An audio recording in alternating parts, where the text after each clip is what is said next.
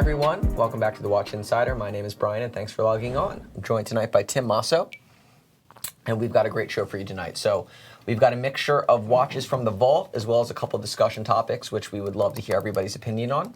But to get us started, why don't we do a quick wrist check, Tim? Yeah, definitely. You guys know me. I mix it up. Wearing my old Omega Seamaster SMP 300. Got this back in 2002 for graduation. I've never replaced the bezel. I've never replaced the crystal. I keep all the nicks and knocks. I service it regularly. Wonderful survivor. It's been with me through a lot. Sound a little tired today. Doing okay? Yeah, fine. It's 4,000 degrees in that room where you guys put me. Okay, relax. Maybe we'll get you some water halfway through the show. Today I am wearing a early Roger Dubuis homage Quantium Perpetual. I'll give this watch to Tim so you guys can get a slightly closer look. Taking this through a quick spin. The watch actually just came in and I'm really digging it. Needs a little bit of a tune-up. I think the month disc is getting a little bit stuck. So the watch is white gold with a black dial and Breguet numerals with an interesting layout of the perpetual. And then there you will see on the dial there, when they zoom in a little bit, that colored disc on the right in between the 2 and the 3 denotes the leap year indication. So that will change color between blue and green as it moves in between the different years throughout the cycle. I love the size, I love the color configuration of the black dial against the white gold material. And again, as I've mentioned on prior shows, I'm really just getting into the mix on 90s Dubuis and just, I love the aesthetic overall. As you can see, back in the day, it was not important to have a manufacturer movement. Back then, they had customer calibers beautifully finished and chronometer certified. And today, the watches are a bit ungainly, but manufacturer calibers. So pick your poison. I'll take the earlier class. These old Sogem-era Roger Dubuis generally used a Longines L990 base, also known as a Breguet 8815. It's a dual mainspring barrel ultra-thin base caliber that served as a handsome high horology power plant for the Dubuis module on top. And of course, Dubuis, a complication specialist for many decades, late of Patek Philippe when he went into business in his own right. So great heritage behind this watch. And of course, the earlier watch is something of a collectible already, but an emerging market to be sure. Yeah, so I definitely think that it's an emerging niche, almost like early FP Journe, and just I love the aesthetic, I love the overall size and look of the watch, and I think that these watches where he was only making them in the hundreds of watches in a given year is will one day be collectible pieces. But moving right along, so a couple interesting discussion topics that we can talk about tonight and love to get all of your guys' feedback on. The first is that the Swiss watch exports numbers came out, I want to say in the last couple days. Yeah, just last week. Just last week. And we have a chart here that the guys in the back will bring up here. And as everybody can see, the numbers are on the rise. And if we look at the very top there, we've got Hong Kong and the USA taking the number 1 and number 2 spots, which, in my opinion, is a very good sign of where the industry's going. The important thing to know about Hong Kong is that in 2016, there was a large buyback of product from that market. So what you're seeing now over the last several years is the cleaning up of that market and the selling in of new product, which hopefully should make Hong Kong a more healthy place to sell and buy watches. Yeah, a lot of Richemont cleanup on the back end there, to be more specific. A lot of Cartier. And very often, what these numbers sort of show is where buying is taking place. And, as you'll see that, of the countries that are down, let's get the chart back up one more time, please. Many of them are in Europe. And the reason for that is that the euro has strengthened to where the Chinese are not necessarily going to Europe as much to buy watches. They're actually buying watches a little bit more local in Japan and Hong Kong, which is why you see that predominantly all the European countries are down at the moment. Plus the UK. Plus the UK. And the US being up is honestly, it's great. It's the first time where there's been a steady increase here in the United States. And, as opposed to 2015, 16, and 17, in which there was a downward trajectory. So I think that it bodes really well for the United States that things are on the up and that, the brands must be loving these results. I'll say it's significant for the United States to be rising because if you do look at the market share, which is not on that chart, but Hong Kong remains the single largest destination for watches, but people in Hong Kong are not buying 15% of the world's watches. That's a distribution hub for the region. In the U.S., that's truly a marketplace, and I think there's a lot said about the connoisseurship of U.S. collectors and the appetite that Americans have for luxury watches, but I think it's becoming a more mature and expansive market as a whole. I do think that the U.S. has a lot of room to run as opposed to some traditional markets which have been saturated. I expect to see most of the growth in the future in the Middle East, mainland China, and the U.S. And I wouldn't undersell the U.S. collector community. I think it's really finding its stride. Yeah, and especially in the United States, there really hadn't been that much growth. It's been steady over the last, it had been steady over the last couple years, even with a little bit of a downward trend. And this upward growth, I think, has a lot to do with, certain brands doing extraordinarily well. You have Patek Philippe, Rolex, AP doing record numbers, and even brands like Cartier, where, they're selling their core pieces. They came out with the Panther a few years back, and that's actually been doing, very well. Yeah, there's a little bit of a sleeper there. I expect the Cartier will do better this year than last. They've really reprofiled their collection. Going with steel was a big deal, but also adding value to the Santos collection. Now you have everything from hand-finished movements in steel with the skeleton to a variety of sizes. Bracelets you can size yourself with your fingernail. Bracelets you can swap with your fingernail. It's a smart collection, and though I'm still holding out for a Roadster revival, I feel that some of what I'd hoped the Roadster would bring back has been re-injected into the collection with the revived Santos line. I think they did a really good job with that. Yeah, definitely. And, specifically the pieces that are coming on straps now. I think it's got a really casual, interesting look. And, I agree that it definitely took, it took some of the place of what the Roadster was selling at. Quick question here from the chat. Hector Cabral, I apologize if I said that incorrectly. Hey, Brian and Tim, what's your opinion about the Aquanaut 5164A? So I'm a little bit biased. I have the watch. I happen to think that it's one of the best watches that they're making. It's the kind of watch that you can wear both casually and for dress. It fits extraordinarily well. The complication is super easy to use. I'm a big fan of a 12-hour GMT in which you can, utilize the watch for just your local time, or then move it to have both, your localized time and a home time. And I just think, they hit the ball out of the park with that one when the watch first came out, and it's an overall winner. I'll also say this. The 5164 is the identity for the Aquanaut. Up until 2011, when that watch came out, the Aquanaut was the baby Nautilus. It's the one you bought because back then you could pretty much get these watches when you wanted them. It's the one you bought because you couldn't afford a 5711.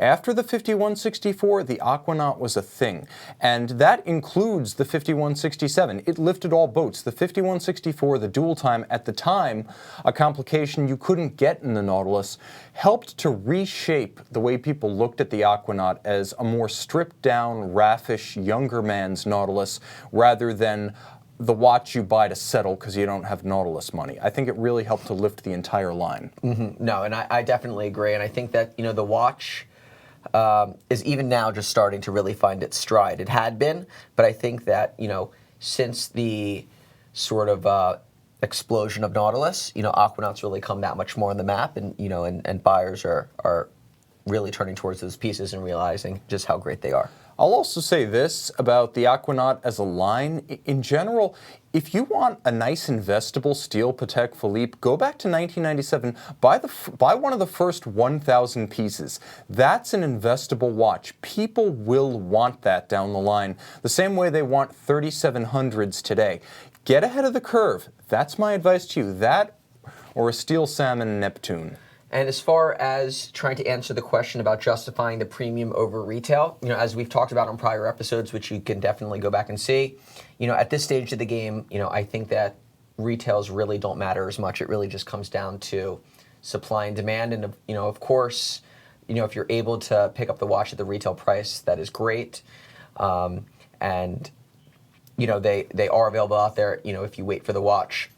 But again, just given how scarce the watches have been and the delivery and the overall demand, it's just about it's a matter of whether or not you want the watch right now or you want to wait to get the watch for it to come in. Yeah, as with all things, if you want something hot right now, be sure to pay more. If you want something hot and you're willing to wait, you'll pay less. Time is money, and they are usually intimately connected in a literal sense when it comes to watches. Okay, so I think it's probably worth mentioning some of what we've got on the table tonight because we have few but dense watches. Yeah. Why don't we get started with the the granddaddy of these pieces here? Yes, of course. I'm going to go with my... I'm not going to say this is my favorite on the table because I've got a lot of interest in these watches and emotional connection, but this is easily the oldest reference on the table. Back in 1991, IWC started selling its first wristwatch grand complications. This is the reference 3770, and it's a grand complication in the 19th century sense, which is to say it has a conventional chronograph, a minute repeater, and a perpetual calendar. Back in the pocket watch era, this is what a grand complication was. Today, obviously, we have unreasonable expectations for complication-dense watches, but back then, if you were getting a grand comp, you were getting a minute repeater, a perpetual calendar, and your chronograph was probably going to be a conventional chronograph. All of that said, and I am going to sound off this watch, so don't worry, the most visually spectacular piece is something IWC was doing in the 90s and which I adore. It is an aventurine moon phase.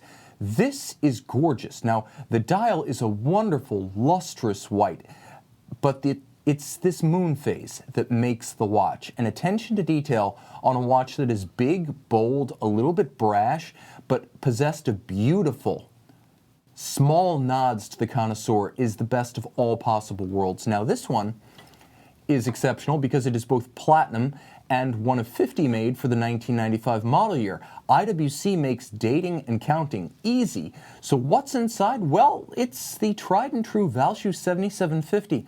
The Destriero Scafusia of 1993 that followed this was a manual wind variant of the 7750. This one is a true auto. It's got a perpetual calendar, chronograph, automatic winding, and of course a minute repeater, which I'm now going to fire up. And it's got a very loud, almost like bell-like sound, which, I was playing with it a little bit before the show started, and, I happened to really like the tone, and there really wasn't that much grinding, which you often find with some of these types of, highly complicated minute repeaters. Okay. So I'm going to do my best, guys, to hit 1259 on the nose. Give you guys the full exposure here.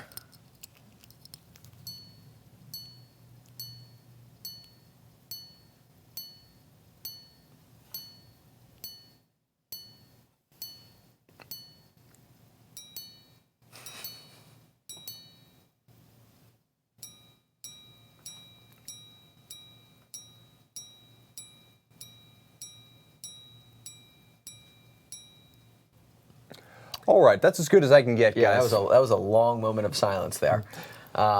So I hope you guys enjoyed that. But awesome watch. I think there's a lot of value there for what you're getting with the piece. It's as Tim said, it's a perpetual calendar, minute repeater chronograph, automatic movement.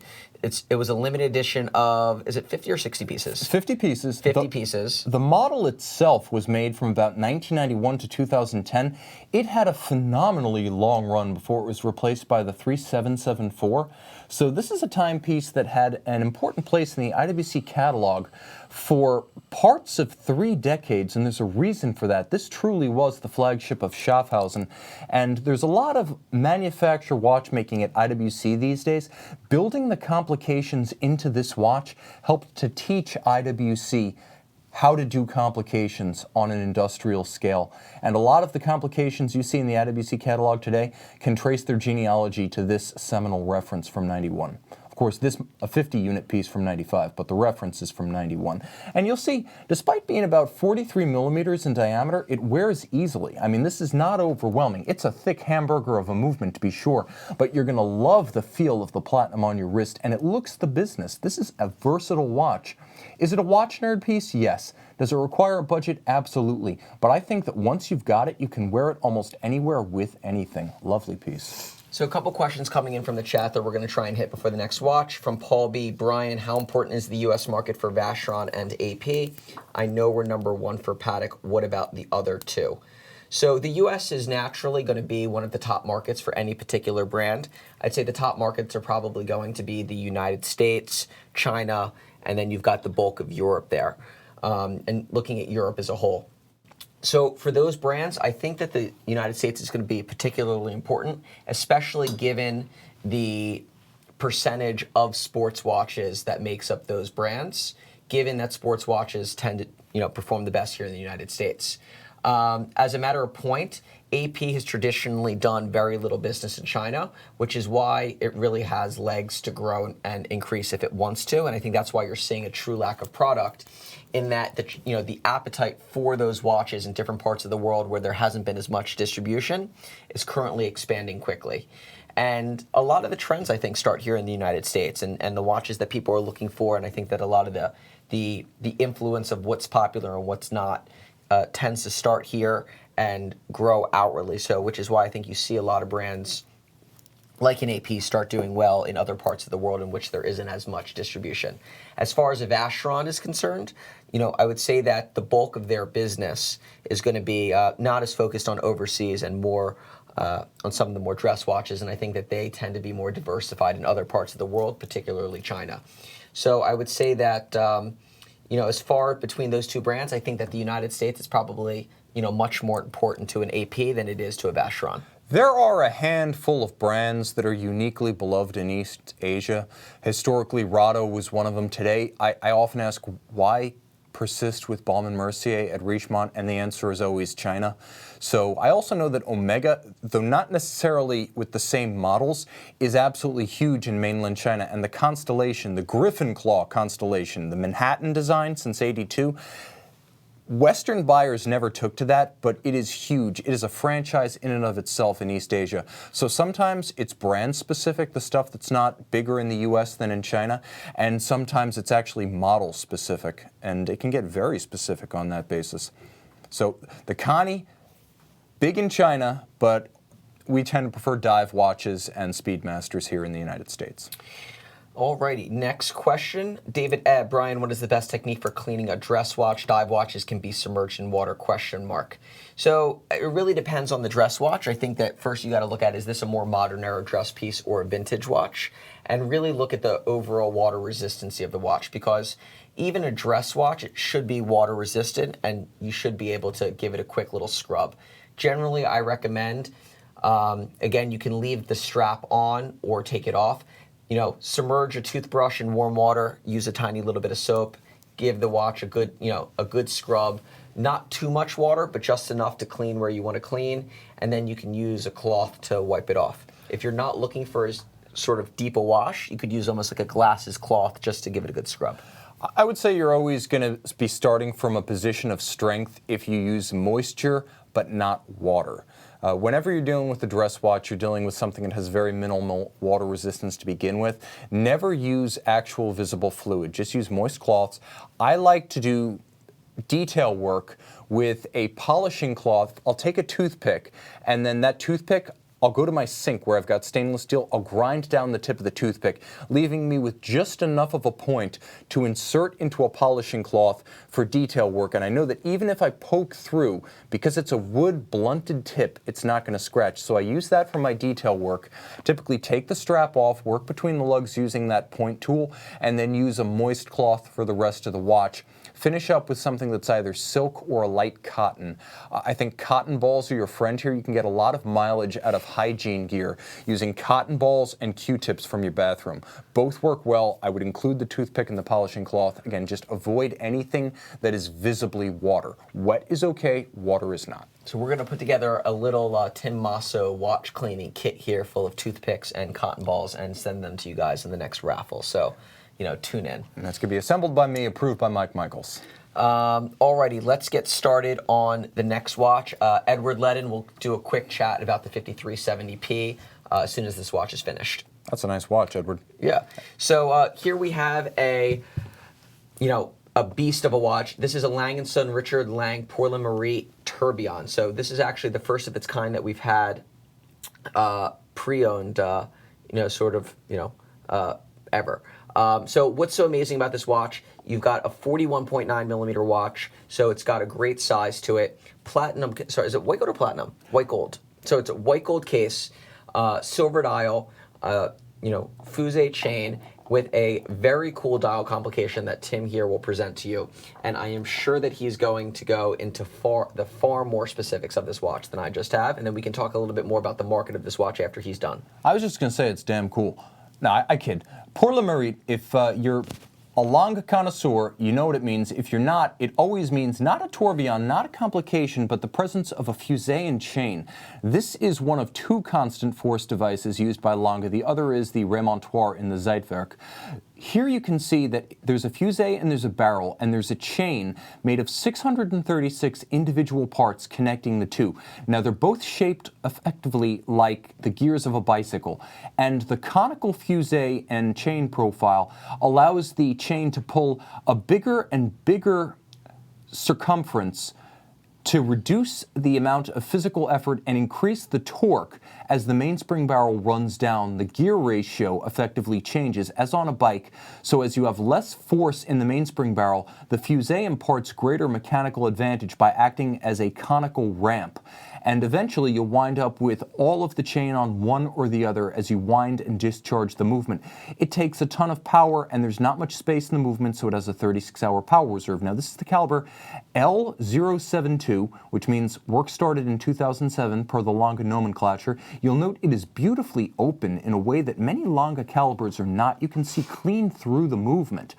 And this is an exciting piece because the fusee and chain works in tandem with not just a tourbillon, but one of the few tourbillon regulators you'll ever see that has a stop seconds feature. That's right, the tourbillon hacks.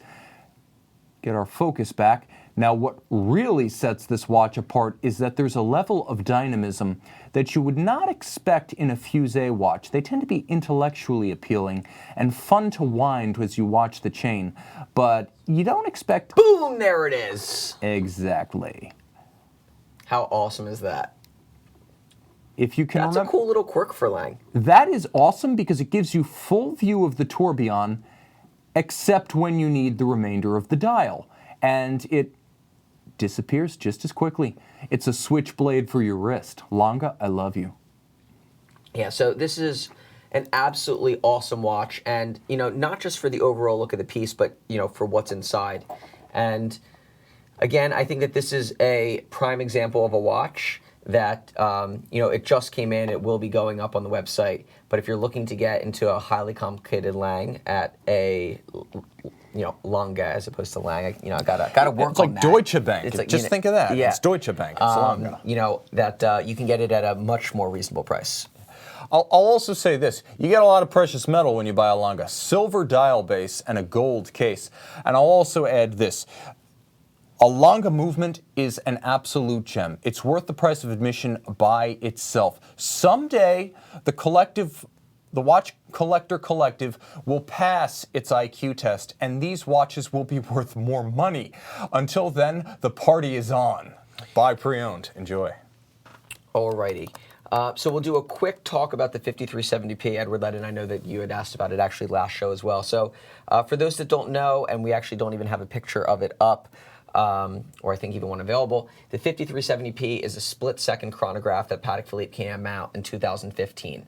So the watch has a black enamel dial. It's a 41 millimeter platinum case with a split-second complication that was only available previously in the 5204. So what's so special about this watch, I think, is that it really sort of just has everything that Patek Philippe does great in a chronograph. It's probably one of the finest chronographs that they currently make.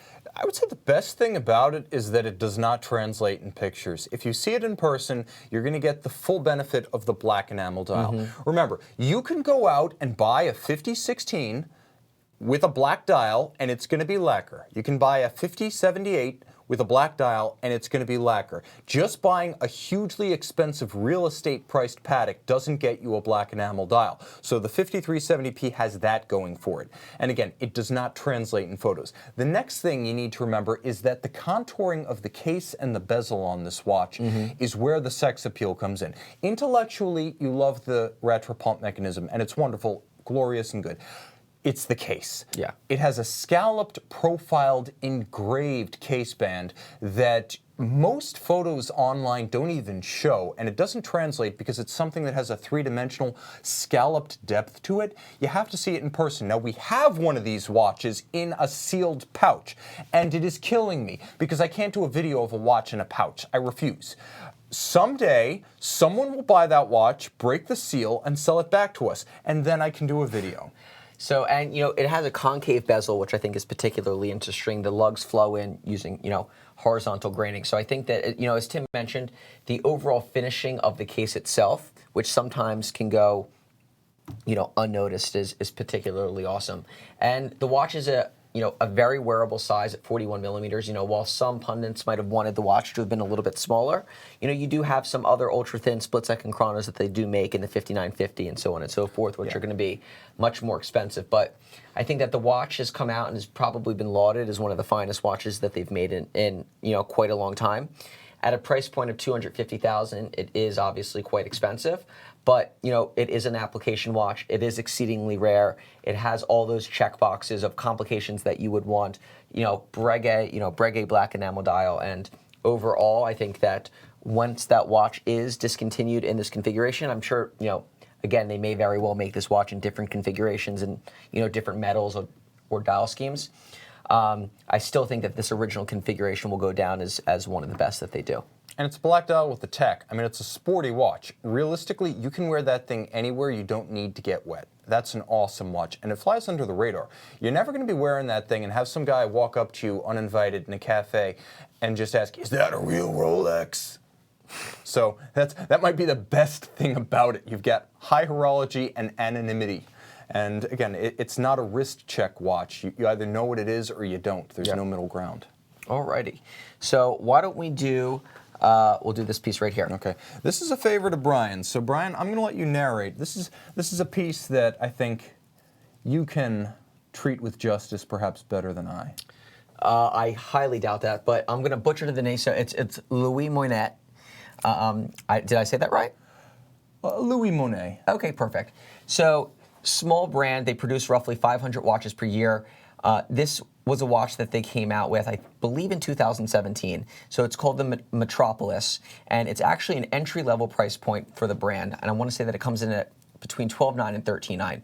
And what really drew me to the watch was the blue of the dial. So there you have a Concepto movement. So the brand itself does not make the movements, but they do outsource it to a company that's known for their tourbillons and other high complications. Tim can go a little bit more into Concepto as soon as I'm done. But what really drew me to the dial is that sort of metallic blue that's underneath there. So it's almost like a cage-like effect. And what really drew me to the watch, well, I've already said that the blue of the dial, but you almost have a riveting style there on the case. And I just think that this is an example of an independent making a really nicely executed watch that's going to be available in small numbers. It's a limited edition of 60 at a reasonable price point that I think should gain some attention. I will say it is an interesting exercise in mechanical sculpture. First, the depth of the dial gives you a lot of value. I think if you want something a bit outrageous that doesn't immediately register with the guy who wrist checks Audemars Piguet, Hublot, and the like, this watch is certainly that. Now, they seem to be in an undeclared war with Manufacture Royale to create a space frame case completely evacuated and a little bit avant-garde. It does have a modular mechanical look about it. In some ways, you might even say that there's a philosophy of bringing the machine from the inside out, and that's more evident in this watch than most you'll encounter. I also love the use of both metallic and lustrous blue tones, as there is contrast here, and while that dial could be read as chaotic at first glance, at second glance, it's actually a very easy watch to read, and they learned well from Terry Nataf at Zenith during the 2000s. A nice display case back is always welcome, and they do immensely elaborate the Concepto base, which is best described as a variant of the 7750 time only. But if you look at this timepiece, it's really the pleasure of seeing the escapement and the train operating from the dial side. Being able to see your escapement and balance is 90% of the appeal of a tourbillon at 10% of the price. I actually think this is kind of cool. Is it crazy? Is it raffish? Is it a bit of a rebel without a cause? Yeah, I would say it's all of those things. But on the other hand, you don't buy a brand like this because you're a monuments man. This is a watch for the opposite of the guy who has a Speedmaster, a Submariner, a Daytona, a Navitimer, a Calatrava, a Royal Oak. This is almost like, I would say if those are your family, your horological family, this is like your mistress and your love nest. I like that. My personal perspective. No, so very interesting watch that I thought deserved a little bit of attention on the show. So another topic that I wanted to talk about while Tim is displaying this watch, which I think is actually quite pertinent to a lot of our viewers, as well as the watch industry at large, is the decision that just took place in the Supreme Court, South Dakota versus Wayfair, where the Supreme Court has now given the states the ability to charge an internet sales tax if they wish. And I think that how this is going to be executed over the next year and a half is going to be very important. And I think that it actually has a lot of ramifications for watch customers at large who are really not necessarily purchasing watches at their local dealers and have that advantage of saving on sales tax wherever they are purchasing their watches. I think the overriding impulse of a person who's buying pre-owned is to A, get something he can no longer purchase new, and B, get it at a good price. Or there is a different gear to the pre-owned market, which is get something now without a wait, and that's your new Daytona, that's your new Nautilus, sold 2 weeks later, at a premium. That's a different kind of thing. But I think for the most part, the pre-owned market is about value. And for the most part, watches are not great stores of value off the showroom floor. You see 30 and 40% price drops. And I can realistically... Depending on the watch, of course. I mean, I bought a $125,000 Tourbillon for $30,000. So that's kind of the mindset of the pre-owned buyer. So you add 6% sales tax to that, I don't see that as a buzzkill. Would it be great to not pay? Sure. But unless you're paying for something that is so scarce, you're going to pay more pre-owned or close to list. For the most part, you go from saving, 25% to 19% or 30% to 24%. It's still a good deal, and ultimately it levels the playing field for smaller retailers. Yeah, so I definitely think that there is going to be some leveling going on. I do think that there will be, it'll be interesting to see how prices get reflected in that, simply because you're going to have some individuals, not charging the sales tax and some individuals charging sales tax because it's going to be up to the states in order to, audit the retailers and the sellers, on collecting that tax. So I think that it's going to cause a whole lot of complications for both the sellers of the products and even the consumers, because you're not going to know, should you be paying tax, should you be paying, not paying the tax, are you breaking the law, or are you not breaking the law? So I think that, executing this plan now is going to be a, very, very interesting time. There have been states that already had things like this on the books, like in New York State, they have a use tax and you're supposed to self-report. So this can be kind of loosey-goosey. I do think, though, that considering state taxes oftentimes are coupled to federal tax rates in the United States, and federal taxes have been significantly cut. There might be a little bit of a starvation for revenue, and we might see enforcement of this with teeth at the state level. I do think we're going to start to see more enforcement because the larger retailers already report and collect. Mm-hmm. I mean, like if you have businesses in those states. Yeah, the Amazon.coms of the world are not going to say, "Oh no," they're already paying tax. They're already collecting the tax. Yeah. Yeah. So but you have to look at it. If a watch buyer is looking to purchase, call it any brand at a retail to retail level across state lines, purchasing it from an out-of-state retailer actually offers an advantage at retail to retail as buying it locally. Yeah. If you don't have somewhere to ship it. Again, when you're talking about something like this IWC Grand complication, believe me, you're still getting a buy. But time will tell, and we'll just have to see what happens. I'll also say this too. If you're a pre-owned watch buyer, you realize that the marketplace of pre-owned sellers is quite international, and you've already run calculations concerning how much tax you expect to pay on import duties, national fees. It's been complicated for a while for sellers of pre-owned watches, especially us here at Watchbox because we operate internationally. A lot of these questions of paying fees across borders are already ones we've had to ask. So for me, national import duties and tariffs and customs, that's the high bar. State sales tax in a national environment where we're selling exclusively domestically, that's increasingly less of our business. So I don't think it's as big a deal. So we shall see. Final watch of the night, because we only have time for one more. I am going to pick a piece that I particularly like, which it'll be interesting to see what you guys think. But here we have a stainless steel Hublot Aerobang white ceramic limited edition. So I think that this watch is absolutely awesome. I think that I brought it in the show just because it's summertime and this is a summertime watch. You know, I'm a big fan of the use of the white ceramic against the stainless steel. I think that the Aerobang, gives the watch a little bit more character. And as I've mentioned before, I'm a fan of Hublot. I think that they make, an interesting and compelling watch at a good price point. And, this watch, it has a strategic purpose, right? Like this watch is, this is not made to be your everyday Submariner. This watch is produced to be a summer watch, and I think that they executed it the right way. And, especially given the value of where you can buy a watch like this in the secondary market, I think that it's, relative to a white ceramic AP that's going to now fetch you, crazy numbers now, this watch is a good value. I love these Hublot names: King Power, Big Bang, King Gold.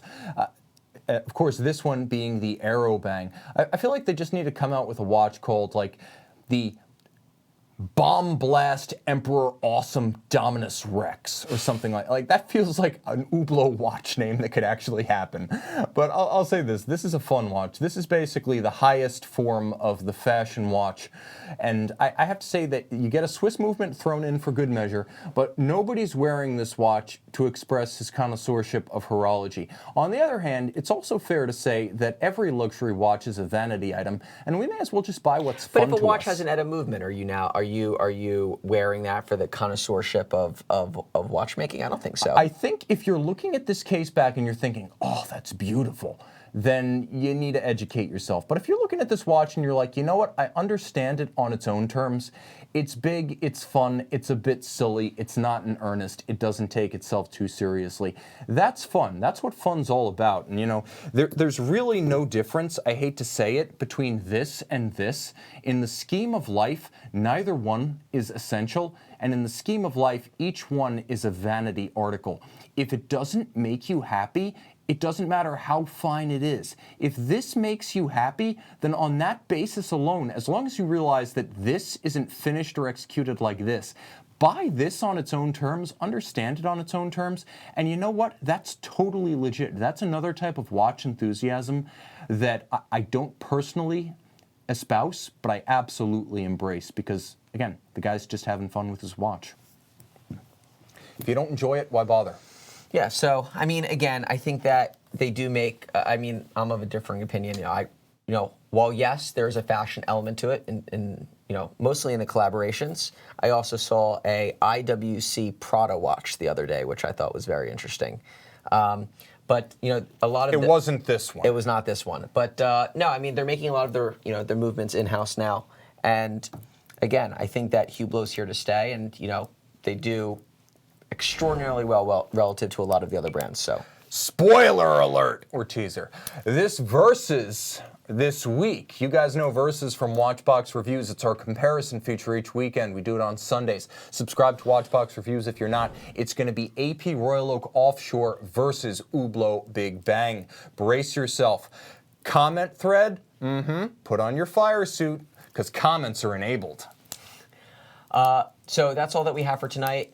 Guys, as I've mentioned in prior shows, please, if you have any questions that you'd like answered on the show, please feel free to email myself or Tim in advance. We're happy to, prepare some material and answer any questions. If there's any watches that you'd like to see on the show, again, we've got quite an arsenal, so we're happy to bring those on the show as well. My name's Brian. This is Tim. He's Tim. and thank you guys for logging on.